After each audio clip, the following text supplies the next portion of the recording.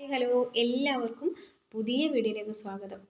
അപ്പോൾ ഞാൻ ഇന്ന് വന്നിട്ടുള്ളത് എൻ്റെ ഒരു പഴയ ഒരു കോമഡി ട്രാജഡി ഒരു അനുഭവം പറയുകയാണ്. അപ്പോൾ നിങ്ങൾക്ക് ആർക്കെങ്കിലും ഇങ്ങനത്തെ ഒരു അനുഭവം ഉണ്ടെങ്കിൽ ഒന്ന് കമൻറ്റായിട്ട് അറിയിച്ചേക്കണേ. അപ്പോൾ അതിന് മുമ്പായിട്ട് ഞാനൊരു കാര്യം പറഞ്ഞോട്ടെ. എൻ്റെ ചാനൽ സബ്സ്ക്രൈബ് ചെയ്യാത്തവരൊന്ന് സബ്സ്ക്രൈബ് ചെയ്ത് ആ ഓൾ എന്ന ബട്ടണിലൊന്ന് ക്ലിക്ക് ചെയ്യുമ്പോൾ എൻ്റെ എല്ലാ വീഡിയോസിൻ്റെയും നോട്ടിഫിക്കേഷൻ നിങ്ങൾക്ക് വരും. അപ്പോൾ നിങ്ങളെല്ലാവരും ഒന്ന് സബ്സ്ക്രൈബ് ചെയ്യണം കേട്ടോ. അപ്പോൾ ഞാൻ പറഞ്ഞു വരുന്നത്, എൻ്റെ മമ്മിയുടെ വീട് പാലക്കാടാണ്. അപ്പം ഞങ്ങളിപ്പോൾ താമസിക്കുന്നത് കണ്ണൂർ ജില്ലയിലെ പയ്യന്നൂർ എന്ന സ്ഥലത്ത്.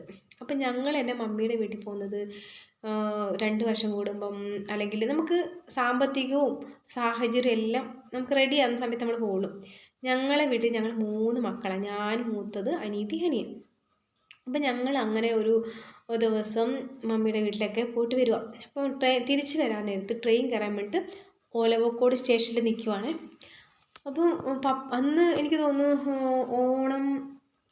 ഓണമോ ക്രിസ്മസ് അങ്ങനത്തെ കഴിഞ്ഞ സമയം.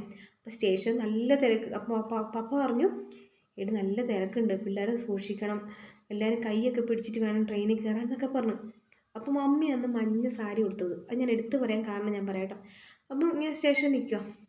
അപ്പോൾ ഞാൻ ഇങ്ങനെ സ്റ്റേഷനിൽ നിൽക്കുന്ന സമയത്തുകൊണ്ട് ഒരു താടി വെച്ചൊരു അപ്പച്ചൻ പോലത്തെ ഒരു പ്രായമുള്ള ഒരാളെ, അയാളുണ്ട് ഈ താടിയുടെ അറ്റ ഇങ്ങനെ മുടിയുടെ അറ്റമൊക്കെ കെട്ടൂലേ, അതിങ്ങനെ എത്രയും താടിയൊക്കെ വളർത്തി അതിൻ്റെ അറ്റം ഇങ്ങനെ കെട്ടിയിട്ട് ഇത് കാണുമ്പോൾ എനിക്കിങ്ങനെ ചിരി വന്നേ. ഇങ്ങനെ ചിരി അല്ലെങ്കിൽ ഇങ്ങനെ കൗതുകത്തോടെ ഇങ്ങനെ നോക്കി നിൽക്കുമ്പോൾ തന്നെ ട്രെയിൻ വന്നെങ്കിൽ ട്രെയിൻ ഇങ്ങനെ വന്ന് അവിടെ നിൽക്കുക. അപ്പം ഞാൻ ഇയാളെ നോക്കിക്കൊണ്ട് തന്നെ എൻ്റെ മമ്മിയുടെ ആ മഞ്ഞ സാരി എടുത്തേ, ആ മഞ്ഞ സാരിയും പിടിച്ചിട്ട് ഞാൻ കമ്പാർട്ട്മെൻറ്റിൽ കയറി. അവരുടെ കൂടെ കമ്പാർട്ട്മെൻറ്റിൽ കയറി കഴിഞ്ഞിട്ട് ഞാൻ ഇരിക്കാൻ നോക്കി. എൻ്റെ കൂടെ ഇരിക്കുന്ന മമ്മിയല്ല, ആരുമല്ല, എനിക്കറിയുന്ന ആരുമില്ല. എന്നിട്ട് ഞാൻ ആ കമ്പാർട്ട്മെൻറ്റിൽ നിന്ന് ഫുള്ള് ഇനി അറ്റം വരെ ജസ്റ്റ് ഓടി നോക്കി. അവിടെ ഒന്നും ആരുമില്ല, ഇന്നും ആരും അറിയുന്നില്ല. എനിക്കങ്ങ് ടെൻഷൻ കയറാൻ തുടങ്ങിയില്ലേ. ഞാൻ വേഗം ചാടി ഇറങ്ങി. ആ കമ്പാർട്ട്മെൻറ്റ്സ് മീൻസ് നമ്മളാ കയറുന്ന ആ ഒരു അത്രയും ഭാഗം. ഞാൻ എന്നിട്ട് ചാടി ഇറങ്ങിയപ്പോഴേക്കും ട്രെയിൻ മൂവ് ആവാൻ തുടങ്ങി. ഇങ്ങനെ അനങ്ങി പോകാൻ തുടങ്ങി. ഞാൻ എന്നിട്ട് ട്രെയിൻ പോകുന്ന ഇങ്ങനെ നോക്കി നിൽക്കുക.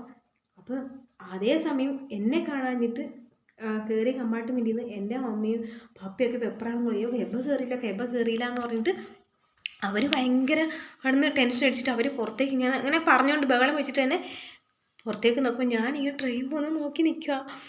എന്നിട്ട് അപ്പം എൻ്റെ ഇതിപ്പം എല്ലാം ഇങ്ങനെ ട്രെയിൻ പോകാൻ തുടങ്ങിയല്ലോ. അപ്പം അപ്പം എന്ത് വേഗം ചാടി ഇറങ്ങിയിട്ട് എൻ്റെ കൈ പിടിച്ചിന് ഓടാൻ തുടങ്ങിയപ്പോൾ വണ്ടി സ്പീഡിൽ പോകാൻ തുടങ്ങി. അയ്യോ എന്നിട്ട് ഞങ്ങളെ ഓടുന്ന ഇങ്ങനെ സ്പീഡ് കൂടിക്കൊണ്ടിരിക്കുമ്പോൾ ഞങ്ങൾ ഓട്ടം കണ്ടിട്ട് ഒരു ചേട്ടന് വേഗം അത് ചങ്ങല എന്താ പിടിച്ച് വലിക്കൂലേ, ചങ്ങല പിടിച്ച് നിർത്തി. ഞങ്ങൾ എന്ത് ചെയ്തു, കിട്ടിയ കമ്പാർട്ട്മെൻറ്റ് ചാടി കയറി. അവർ മുന്നത്തെ ആളാണുള്ളത്. കിട്ടിയിട്ട് ചാടി കയറിയ ഞങ്ങൾ ചാടി കയറിയ സമയത്ത് അനിയത്തിയും അനിയനും അമ്മയും അവിടെ ചാടി ഇറങ്ങി. ഞങ്ങൾ ട്രെയിനിലും അവർ ചാടി അവിടെ ഇറങ്ങുകയും ചെയ്തു. എൻ്റെ ദൈവമേ, ഒന്നും പറയണ്ട. ഞങ്ങൾക്ക് എന്താ ചെയ്യേണ്ടതെന്ന് അറിയില്ല. വണ്ടി വിടുകയും ചെയ്തല്ലോ. പിന്നെ എന്ത് ചെയ്ത്, അന്നത്തെ സമയത്ത് കുഞ്ഞ് ഫോണിൽ 10-13 വർഷമായി. സാധാരണ ഒരു ലോക്കൽ ഐഡിയയുടെ അങ്ങനത്തെ ഒരു ചെറിയ സാംസങ്ങിൻ്റെ സെറ്റോ അങ്ങനത്തെ ഒന്നുമില്ല, ക്യാമറ ഒന്നും ഇല്ലാതെ. അത് ഭാഗ്യത്തിൽ മമ്മിയുടെ കയ്യിലുണ്ടായിരുന്നു, ഞങ്ങളുടെ കയ്യിലും അതേ ഉണ്ടായിരുന്നത്.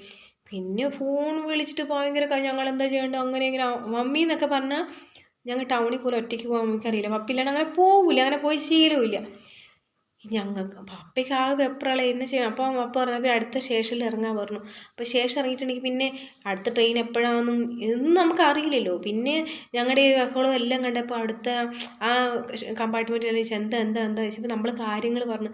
അപ്പോൾ എല്ലാവർക്കും ഭയങ്കര എന്താ ചെയ്യേണ്ടതെന്ന് അറിയില്ല. ഇങ്ങനെ ഇറങ്ങിപ്പോയില്ലേ, പകുതി ആൾക്കാർ ഏതോ സ്റ്റേഷനിലും പകുതി അവിടെ ആയില്ലേ, എന്താ ചെയ്യേണ്ടതെന്ന് അറിയില്ല. പിന്നെ എല്ലാവരും പറഞ്ഞു, ഒരു കാര്യം ചെയ്യും, നിങ്ങൾ ഷൊർണൂർ കുറേ സമയം വണ്ടി നിർത്തിയിടൂലേ, നിങ്ങളൊരു കാര്യം ചെയ്യും, നിങ്ങൾ ഷൊർണൂർ ഇറങ്ങി നിൽക്കി, അവരോട് ഇനി അടുത്ത ട്രെയിൻ ഏതാണോ ആ ട്രെയിന് വന്നിട്ട് ഷൊർണൂർ വന്ന് ഇറങ്ങാൻ പറയാൻ പറഞ്ഞു. എന്നിട്ട് ഞങ്ങൾ അവരെ വിളിച്ചു പറഞ്ഞു. അവർക്ക് ടെൻഷൻ. ഇനിയിപ്പോൾ അവർക്ക് മൊത്തത്തിൽ ഇങ്ങനെ ഒരു ബസ്സിന് പോലും ഒറ്റയ്ക്ക് പോകാൻ അറിയാണ്ടല്ല, അമ്മ അങ്ങനെ പോയിട്ടില്ല. മമ്മിക്കിനി ടെൻഷൻ, ഈ അടുത്ത ട്രെയിൻ ഏതാ, എങ്ങോട്ടാണ് പോകണ്ടേ ഒന്നും അറിയില്ല. പിന്നെ അങ്ങനെ ഞങ്ങൾ ഷൊർണൂർ എത്തി. പിന്നെ മമ്മീനെ വിളിച്ച് അങ്ങോട്ടും ഇങ്ങോട്ടും പോകണം. അപ്പോഴത്തേക്ക് എല്ലാവരും ഞങ്ങൾ ബന്ധുക്കളെയും എല്ലാവരും വിളിച്ച് പിടിച്ച് നാട്ടിൽ മൊത്തം ഞങ്ങൾ നാട്ടിലെല്ലാം പാട്ടായിട്ട് ഈ ഒരു കാര്യം ഞങ്ങൾ മിസ്സായി. ആദ്യം ഞാൻ മിസ്സായത്, പിന്നെ ഇങ്ങനെ ഇറങ്ങിപ്പോയ കാര്യങ്ങളെല്ലാം ഭയങ്കര മിസ്സായി. എന്നിട്ട് പിന്നെ ഞങ്ങൾ അവർ രണ്ടാമത്തെ ട്രെയിനിൽ കയറി വന്നു. ഞങ്ങൾ ഷൊർണൂർ ഇറങ്ങിയിട്ട് പിന്നെ കെട്ടിപ്പിടുത്തവും കരച്ചിലും ഒക്കെ. ആ ഒരു അനുഭവം ഉണ്ടല്ലോ ഭയങ്കര, എനിക്ക് ലൈഫിൽ മറക്കാൻ പറ്റാത്ത ഒരു കാര്യമായിട്ടോ. അപ്പം നിങ്ങൾക്ക് ഇതുപോലത്തെ എന്തെങ്കിലുമൊക്കെ അനുഭവം. എന്നിട്ട് ഞങ്ങൾ എന്ത് ചെയ്തു, ഷൊർണൂർ ഒന്നിച്ച് കണ്ടു. പിന്നെ അവിടുന്ന് എല്ലാവരും കൂടിയിട്ട് ഒരു ട്രെയിനിൽ ഇങ്ങോട്ടേക്ക് വന്നു. അതായിരുന്നു. അപ്പം നിങ്ങൾക്ക് ഇങ്ങനത്തെ എന്തെങ്കിലും അനുഭവം ഉണ്ടെങ്കിൽ ഒന്ന് അറിയിക്കണം കേട്ടോ. അപ്പം അടുത്ത ഇതുപോലത്തെ എന്തെങ്കിലും വീഡിയോസ്, ഈ ഒരുപാട് നമ്മുടെ ഒരു കഥകളും കാര്യങ്ങളൊക്കെ ഉണ്ട്. പിന്നെ ഒരുപാട് വേറെ നല്ല നല്ല വീഡിയോസൊക്കെ ആയിട്ട് ഞാൻ നിങ്ങൾക്ക് വരുന്നതായിരിക്കും. അപ്പോൾ എല്ലാവർക്കും എൻ്റെ ഗുഡ് നൈറ്റ്. ഇപ്പോൾ രാത്രി ആയിട്ടോ. അപ്പോൾ ഞാനൊരു സ്ഥലത്ത് പോയിട്ട് വന്നു. അപ്പം ഇതിങ്ങനെ വണ്ടി ഓർത്തു. അപ്പോൾ നിങ്ങളോടൊക്കെ ഒന്ന് പറയാമെന്ന് വിചാരിച്ചു. അപ്പം ഓക്കെ, ബൈ.